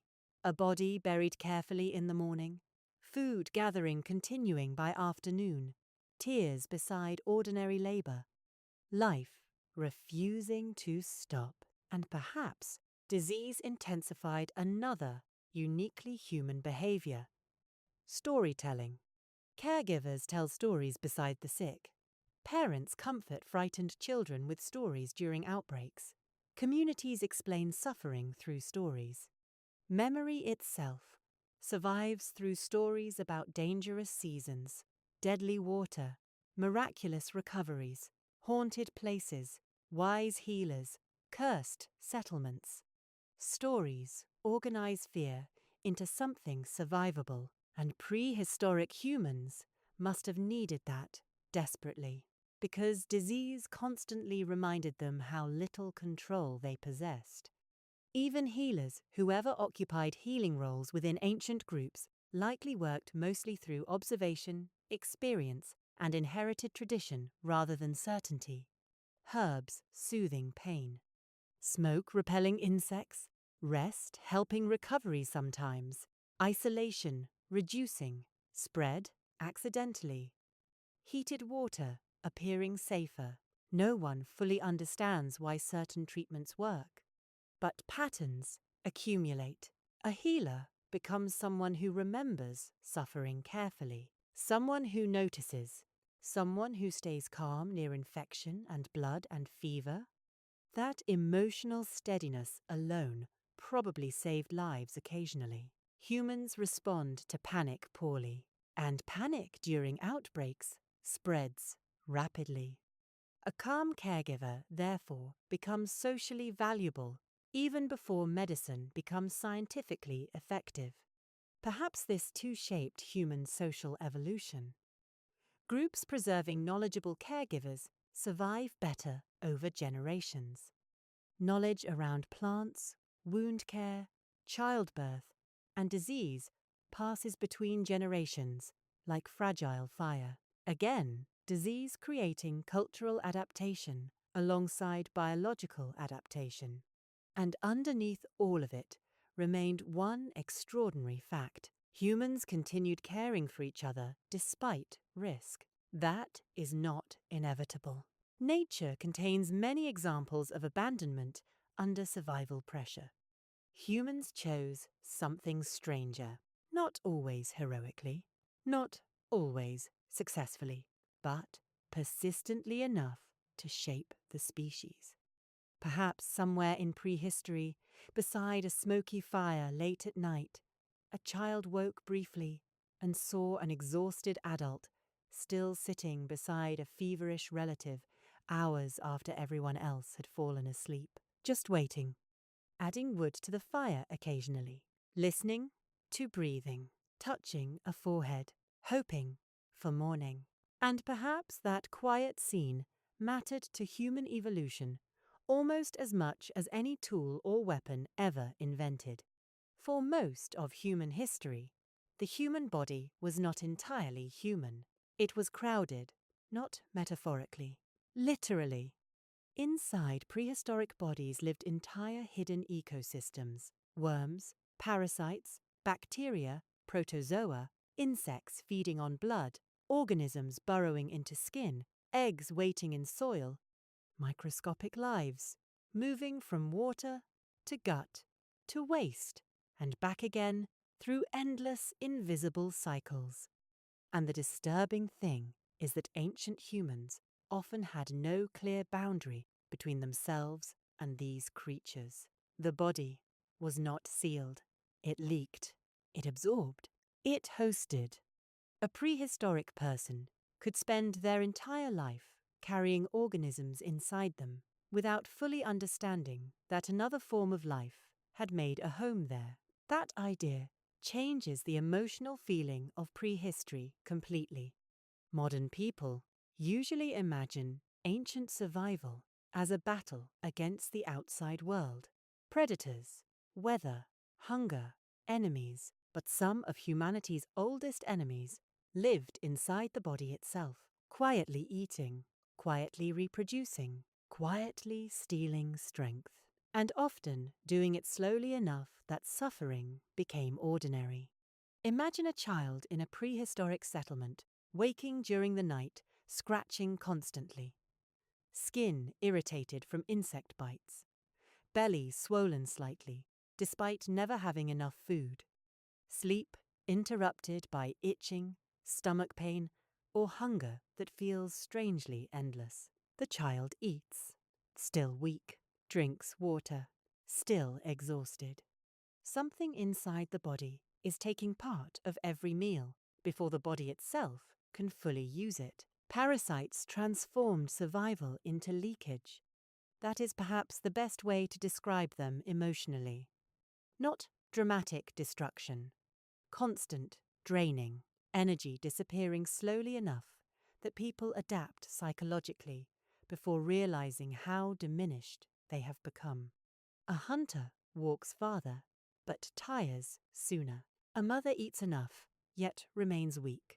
A child grows more slowly than expected. Someone develops chronic stomach pain, treated as ordinary life rather than illness. And because these conditions often affected entire communities, suffering became normalized. That normalization matters deeply. Humans judge health comparatively. If everyone around you coughs during winter, coughing feels ordinary. If most children carry parasites, swollen bellies seem ordinary. If everyone scratches insect bites constantly, discomfort fades into background life. Disease does not need to kill dramatically to shape evolution. Sometimes it only needs to reduce energy across generations. Parasites excel at this. They are ancient specialists in survival without immediate destruction. Kill the host too quickly, and the ecosystem collapses. Better to feed slowly, persist quietly, spread continuously. An unpleasantly elegant strategy, and prehistoric humans offered ideal conditions for it. Contaminated water, shared waste, close living arrangements, animals moving through settlements, bare feet touching infected soil, poorly cooked food during scarcity, children placing everything imaginable into their mouths with fearless curiosity. The parasite world must have thrived. And unlike visible wounds or sudden outbreaks, parasites created suffering difficult to separate from ordinary existence. A person born into constant low-level infection may never experience full health clearly enough to miss it. Imagine entire settlements functioning slightly below their physical potential for generation after generation because hidden organisms consumed nutrients continuously. Less strength, less endurance, less growth, less resistance to other illnesses, disease stacking itself layer upon layer, and all of this unfolded invisibly. A prehistoric person sees worms occasionally, certainly. Parasites sometimes reveal themselves in horrifyingly direct ways modern people prefer not thinking about during meals. But most of the biological processes remain hidden inside the body. Weakness appears without obvious explanation. Appetite changes. Fatigue deepens. Children remain small. Adults tire early. The body feels unreliable again. That recurring theme matters throughout this story. Prehistoric humans lived inside bodies they could observe externally, but rarely understand internally. Pain arrives mysteriously. Fever rises unexpectedly. Fatigue persists without visible injury. Something moves beneath the skin occasionally. Stomach illness appears after certain foods or water. The self becomes biologically uncertain. And perhaps that uncertainty influenced ancient ideas about contamination, possession, spirits, and impurity more than modern people appreciate. When invisible things alter behavior and strength from within, the boundary between physical illness and supernatural interpretation becomes emotionally blurry, especially in darkness, especially after long suffering. A child with severe parasite infection may appear listless for months. A person weakened by chronic disease may seem transformed emotionally as well as physically. Irritability, exhaustion, confusion, poor sleep illness changes personality sometimes. Ancient humans observed those changes without biology to explain them. The body itself becomes mysterious territory, and parasites did not remain politely inside the gut either. Insects fed directly from human blood. Fleas moved between animals and bedding. Lice spread through hair in crowded shelters. Ticks attached silently during hunting or travel. Mosquitoes carried recurring fever through entire regions. Human skin itself became feeding ground. That reality must have shaped prehistoric sleep profoundly. Modern people imagine sleep as rest automatically. Ancient sleep was more complicated. Smoke in the lungs, insects biting exposed skin, fleas in bedding, coughing nearby, children crying, cold air entering shelters, fear of predators beyond firelight, and somewhere within the body itself, parasites continuing their work regardless of whether the person sleeping understood they existed. Humans were never truly alone inside themselves. There is something deeply unsettling about that realization. Even now, modern humans react emotionally to parasites with unusual intensity. Worms, infestations, things crawling beneath skin, these provoke disgust beyond ordinary fear. Predators threaten from outside. Parasites violate bodily boundaries themselves. They turn the body into habitat. Perhaps that is why parasite imagery appears so strongly in horror across cultures. Ancient humans lived close enough to infestation that the fear became primal. And yet, strangely, the human immune system evolved partly in response to these ancient companions. Modern researchers increasingly suspect that some immune problems today may result from living too far removed from the parasite-rich environments humans evolved within. Another prehistoric irony. Bodies shaped for one world, struggling inside another. The immune system evolved amid constant microbial and parasitic exposure. Inflammatory responses, immune regulation, fever systems, all developed under conditions modern industrial societies barely resemble. Which means prehistoric parasites did not merely weaken humanity, they helped shape human biology itself. Again, invisible enemies becoming evolutionary architects. And prehistoric humans likely responded behaviorally too. Certain foods became associated with stomach illness, certain water feared, certain cooking methods preferred after bad experiences. Fire became increasingly important because cooking destroys many parasites, even without understanding why. A person notices fewer stomach problems after thoroughly cooking meat. The behavior survives. The explanation changes. Humans repeatedly preserved survival strategies emotionally before scientifically, and perhaps disgust toward insects intensified partly through repeated disease association. Flies gathering near waste, fleas appearing alongside sickness, mosquitoes swarming before fever seasons. The nervous system begins linking tiny creatures with invisible danger. Emotion learns faster than reason. A prehistoric mother likely slapped insects away from children constantly, without understanding vectors or transmission. She only knew bad things followed bites often enough to fear them, and fear keeps people attentive. Most of the time, not always successfully. Scarcity changes behavior too. Hungry people eat risky food. Exhausted people ignore contamination. Drought forces communities toward unsafe water. Winter weakens cooking standards when fuel becomes limited. Survival pressure repeatedly pushes humans into dangerous compromise. Undercooked meat, because fuel is scarce. Contaminated water, because thirst is stronger than caution. Sleeping crowded together, because cold kills faster than lice. Again and again, temporary necessity becomes biological risk. And because parasites often thrive where waste accumulates, permanent settlements amplified many problems dramatically.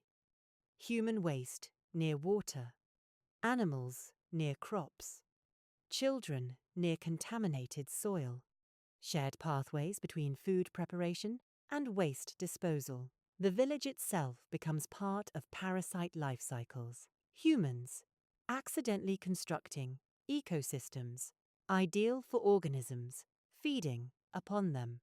There is almost dark humor in this.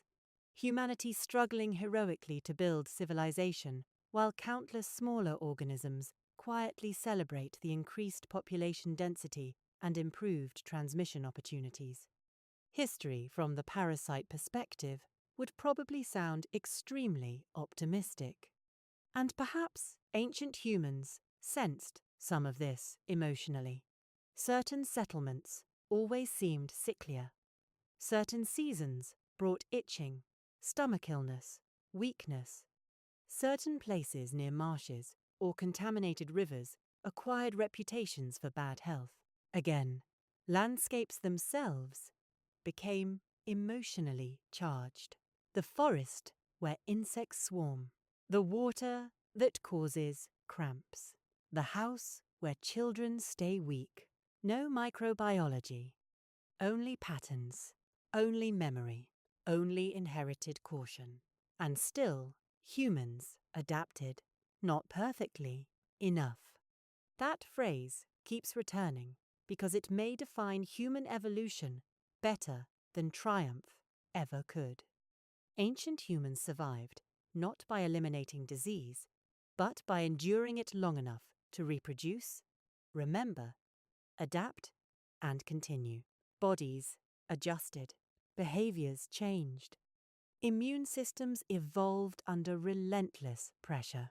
Communities developed customs, reducing exposure accidentally. Some individuals carried genetic advantages, helping resist specific infections better than others. And all of this occurred while ordinary life continued around it. People still fell in love while carrying parasites, still argued, still raised children, still laughed beside fires, still worried about weather and hunger and social tensions while invisible organisms lived inside their bodies continuously. Disease was not interruption. It was environment. That distinction changes everything. Prehistoric humans did not occasionally encounter sickness between periods of perfect health. Many lived inside constant interaction with microbes and parasites from birth until death. The body became negotiation rather than fortress. Perhaps somewhere in prehistory, a child sat beside a smoky fire, scratching insect bites absent-mindedly, while an exhausted parent prepared food carefully over flames because experience had taught the settlement something important long ago. Cook it longer. Boil the water. Avoid that marsh during warm season. Do not let children play near waste. The people following those rules may no longer remember exactly which ancient outbreak or infestation created them, but the fear remained. And fear, carried carefully across generations, kept humanity alive more often than it destroyed it. Even now, in a quiet, modern room, the prehistoric world is still inside you. Not symbolically, biologically. Your body carries reactions shaped long before cities existed. Long before writing, long before metal, religion, philosophy, money, kingdoms, clocks, borders, or history itself. Every fever, every shiver, every instinctive feeling of disgust, every surge of inflammation around a wound, every moment your stomach tightens at the smell of rot. All of it belongs to an ancient survival system built in a dangerous world filled with invisible enemies. And the unsettling thing is that your body still behaves as though much of that world never ended, because in evolutionary terms, it barely did. Modern humans often imagine themselves as separate from prehistory, cleaner, safer, more advanced, and technologically this is obviously true. Few people today need to worry about predators circling beyond firelight, while parasites crawl through untreated water nearby. Though, to be fair, modern apartment plumbing occasionally makes heroic attempts to recreate the ancient atmosphere. But biologically, human evolution moves slowly, much slower than civilization. The modern environment changed with astonishing speed compared to the pace at which the body adapts genetically, which means the human immune system still carries assumptions from a prehistoric world, a world where infection was constant, where wounds commonly became dangerous, where parasites lived in most bodies, where smoke-filled shelters, where children encountered microbes from birth, where fever was not unusual, where stress arrived physically rather than digitally. The body still expects many of those conditions. And sometimes it behaves strangely because they are gone. That idea deserves lingering attention because it changes how we think about modern health entirely. The immune system did not evolve for comfort. It evolved for survival under relentless microbial pressure, not perfection. Again, never perfection. Only good enough to keep enough humans alive long enough to reproduce. And survival systems built under extreme conditions often become awkward once those conditions disappear. Imagine inflammation. Inflammation is ancient. A wound swells, blood flow increases, heat rises. Immune cells attack invasion aggressively. Without inflammation, prehistoric humans would die quickly from minor injuries. But inflammation is also destructive. Too much damages healthy tissue. Chronic inflammation exhausts the body slowly. An immune system trained for constant danger may overreact when modern environments suddenly remove many of the ancient microbial pressures it evolved beside. The body remains prepared for war even when the battlefield changes. There is something deeply tragic about that, and deeply human. Modern people often feel betrayed by their bodies. Allergies, autoimmune disease, chronic inflammatory conditions, anxiety responses activating too strongly, stress systems reacting to psychological threats with biological intensity once useful against predators or violence. But perhaps the body is not malfunctioning entirely. Perhaps it is continuing ancient habits in a world transformed too quickly. A prehistoric human needed rapid disgust around contamination. Hesitation near rot, waste, strange smells, infected skin, stagnant water, all useful survival responses. Modern humans still carry those reactions automatically. A bad smell instantly changes emotion. Spoiled food triggers nausea before conscious reasoning. Someone visibly ill alters social behavior immediately. The nervous system responds first. Ancient caution, speaking through modern flesh. Even anxiety itself may carry prehistoric echoes. Hypervigilance helps survival in dangerous environments. A person paying attention to subtle signs of illness, contamination, or environmental change may avoid deadly mistakes more often. But nervous systems, shaped for constant physical danger, now exist inside worlds filled with abstract stress, impossible to fight physically. The body prepares for attack. The attack never arrives. The stress remains trapped inside. Another ancient system, surviving beyond its original purpose. And then there is fever. Modern people often hate fever intensely because fever feels terrible. Weakness, chills, burning skin, strange dreams, exhaustion heavy enough to make movement difficult. Yet fever remains one of the oldest tools the body possesses, a prehistoric immune strategy preserved across immense spans of evolutionary time because it worked often enough.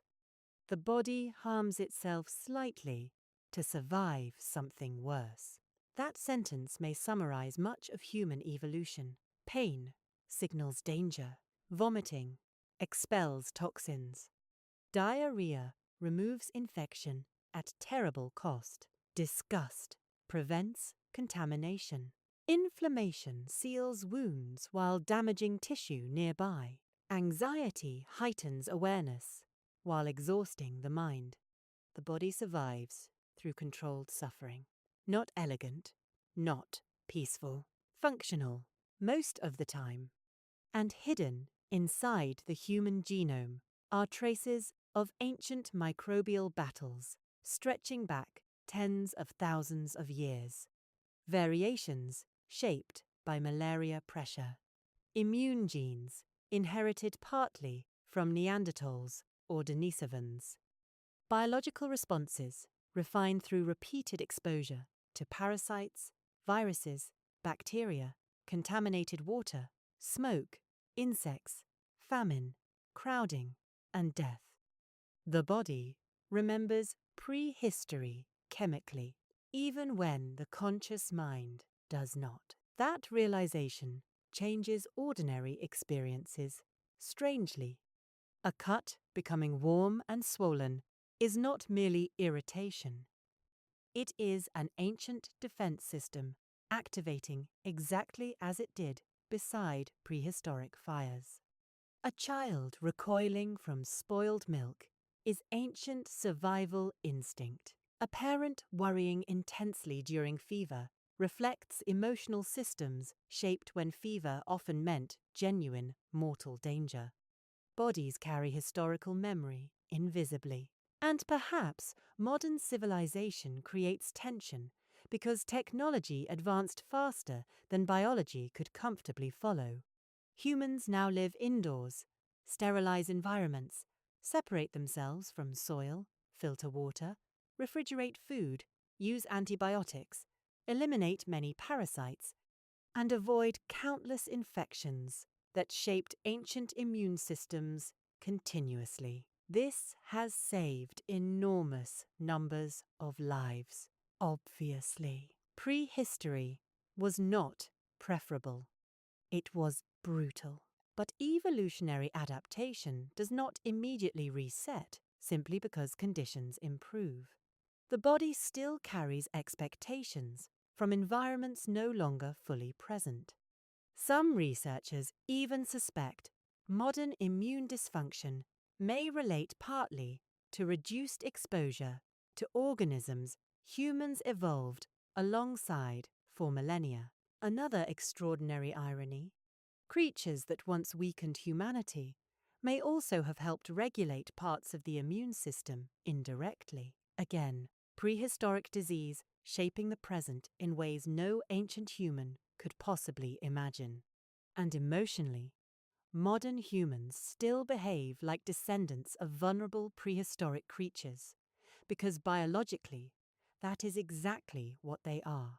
People gather around the sick instinctively, fear contamination instinctively, avoid foul smells instinctively, become anxious during outbreaks instinctively, stockpile resources during uncertainty instinctively, watch one another carefully for signs of illness instinctively. Ancient survival patterns continue emerging whenever disease re-enters public awareness strongly enough. Civilization appears modern. Human reactions often remain prehistoric. Perhaps that is why epidemics feel so psychologically destabilizing even today. Disease bypasses many comforting illusions of modern control. Invisible transmission, uncertainty, bodies becoming dangerous to one another, familiar routines disrupted by contamination fear. These experiences awaken ancient emotional systems immediately. Humans become tribal faster, suspicious faster, protective faster, more aware of breath, touch, distance, surfaces, strangers. The old instincts never disappeared. They only slept lightly beneath modern life. And perhaps that should create humility. Because for all modern medicine's astonishing power, the body itself still operates through ancient biological compromises shaped during prehistory. Antibiotics, vaccines, surgery, sanitation, these are extraordinary achievements, layered atop nervous systems and immune systems, born in far harsher conditions. The ancient body continues underneath the modern world. Still cautious, still reactive, still carrying scars from battles older than memory. Even aging itself may partly reflect ancient survival priorities. Evolution favored bodies surviving long enough to reproduce and support offspring, not necessarily bodies designed for perfect health deep into old age. Repair systems weaken. Inflammation accumulates. Disease risk changes. The body is not built like a carefully engineered machine. It resembles a structure repeatedly repaired during storms, using whatever material remained available. And somehow, it still works astonishingly often. That may be the real miracle of human evolution. Not perfection, continuation. That fragile continuity, stretching from prehistoric fires to modern cities, through endless disease pressure, suffering, adaptation, caregiving, fear, memory, and survival. Every modern human body is evidence that ancient people survived enough invisible battles to leave descendants. Someone endured the fever. Someone survived the contaminated water. Someone recovered from the infected wound. Someone carried useful immune traits forward. Someone stayed alive through plague seasons, long enough to have children. And because they did, their biological strategies remain alive inside modern flesh even now. Perhaps that is why disease stories feel so emotionally deep to humans. They are not merely historical events. They are family history at the species level. Every immune response connects modern people to ancient ancestors, struggling through environments filled with microbial danger they could never fully understand. And perhaps somewhere inside your own body tonight, tiny ancient systems continue operating exactly as they once did in prehistoric darkness. Cells searching for invasion. Inflammation waiting beneath the skin. Genes carrying old compromises. Nervous systems prepared for danger. An immune system shaped by thousands upon thousands of years, beside parasites, fever, smoke, blood, contaminated water, crowded shelters, childbirth, wounds, insects, and death. The prehistoric world never truly vanished. It became human. And so, after all the fevers, after all the winters of coughing beside smoky fires, after the wounds that swelled in darkness, after the children who survived bad water, and the children who did not, after the insects humming over wetlands at dusk, after the strange terror of villages growing quiet for reasons no one could explain, humanity continued. Not cleanly, not gloriously, not without scars, but continuously. That may be the most important feeling to leave behind at the end of this story. Human evolution was not a straight line upward toward perfection. It was a long, exhausted negotiation with suffering. A species learning slowly, painfully, and often accidentally how to remain alive in a world filled with invisible dangers. And perhaps invisible dangers shaped humans more deeply than visible ones ever did. A predator attacks occasionally. Disease waits everywhere. In water, in breath, in blood, in closeness, in love, in birth, in the simple act of sharing shelter through winter. That constant pressure changed humanity from the inside outward.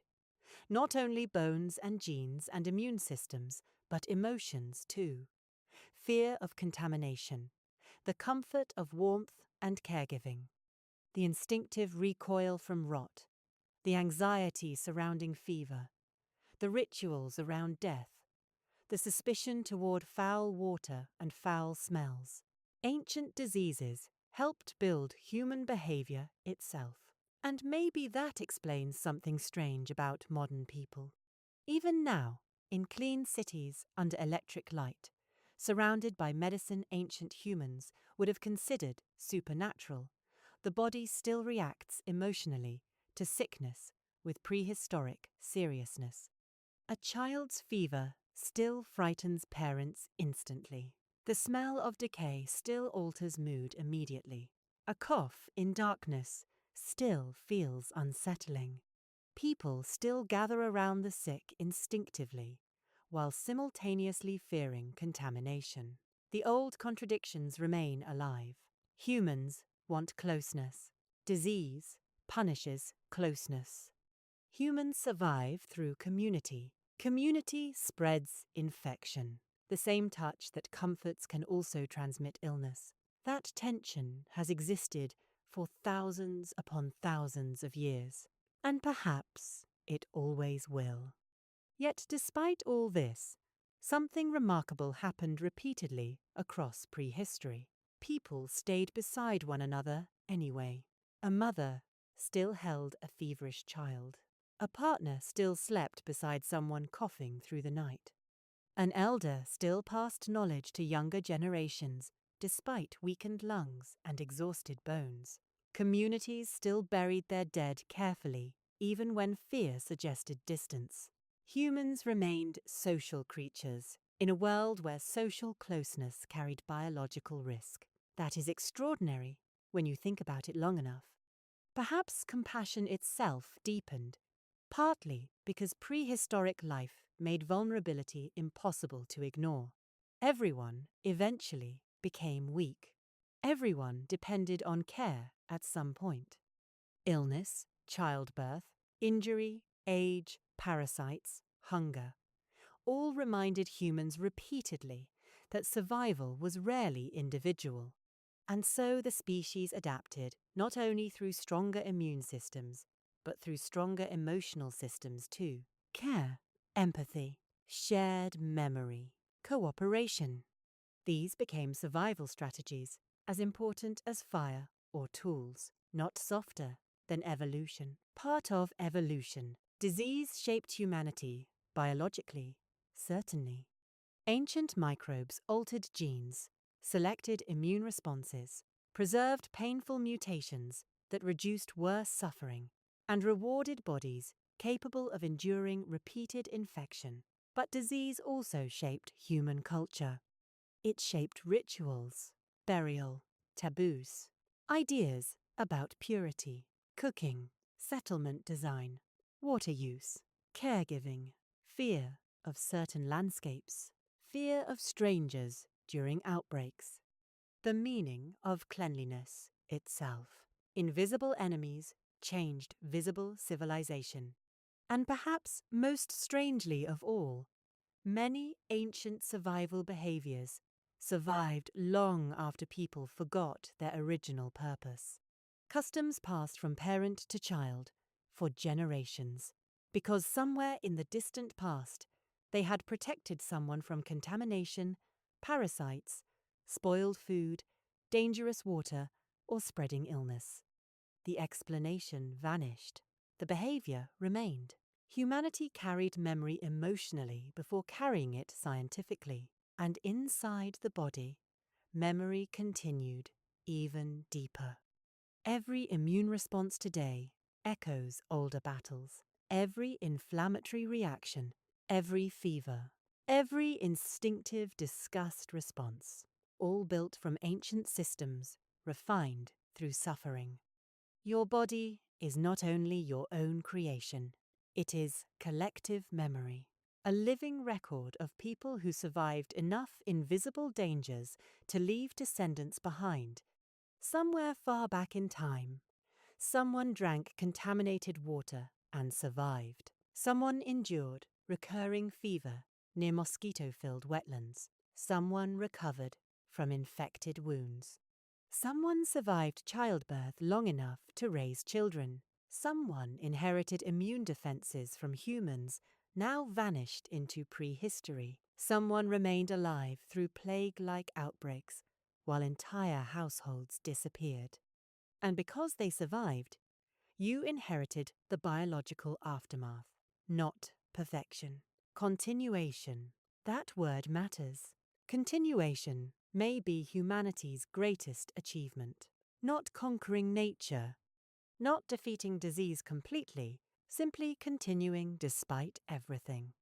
Generation after generation, moving through fear, contamination, parasites, smoke, blood, grief, uncertainty, and exhaustion, while still somehow finding reasons to love, raise children, tell stories, laugh beside fires, and hope for tomorrow. Perhaps that is the quiet miracle, hidden underneath human evolution. Not strength alone, persistence, the refusal to disappear. And if prehistoric disease teaches anything deeply unsettling, perhaps it is this: human beings were never separate from the natural world, not truly. Civilization sometimes creates the illusion that humans stand outside nature, controlling it from a safe distance. But ancient disease reminds us that the body itself is part of nature completely, vulnerable to it, shaped by it, filled with it. Even now, the human body contains entire microbial ecosystems. Bacteria in the gut helping digestion. Immune systems negotiating endlessly between attack and tolerance. Cells repairing damage using ancient biological instructions older than humanity itself. The boundary between human and environment was always thinner than people wanted to believe. Prehistoric humans understood this emotionally because they had no choice. They breathed smoke from their fires, drank from uncertain rivers, slept beside animals, buried their dead near places where children still played, lived among insects, parasites, weather, blood, and decay constantly. Life and danger remained tangled together. And perhaps modern people still sense that truth, occasionally during quiet moments, during illness, during outbreaks, during nights when fever rises and the body suddenly feels fragile and ancient again despite all technology surrounding it. The illusion of complete safety disappears quickly once the body begins struggling to survive. Underneath modern life, the prehistoric creature remains, breathing, fearing, healing, remembering. And somewhere, very far back in time, beyond history and language and written memory, a small group of humans sat beside a fire in darkness, listening carefully to the breathing of someone sick nearby. Outside, insects moved through reeds beside dark water. Smoke drifted upward into cold air. Children slept close together for warmth. Someone added another piece of wood to the fire. Someone touched a feverish forehead gently. Someone waited for morning, without knowing whether morning would bring recovery or death. And somehow, against impossible odds repeated across thousands of generations, enough of them survived to become us.